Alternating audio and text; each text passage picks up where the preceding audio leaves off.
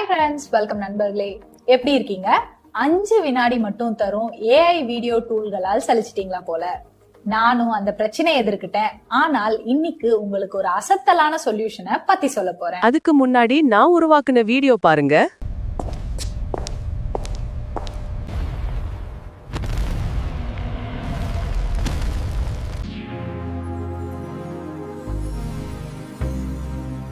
They ask you to run their race, on their track, at their speed. அதோட பேரு movieflow.ai. இந்த tool என்ன பண்ணும்னா 3 நிமிடம் நீளமான சினிமேட்டிக் வீடியோவை இலவசமாகவே உருவாக்கி தரும்.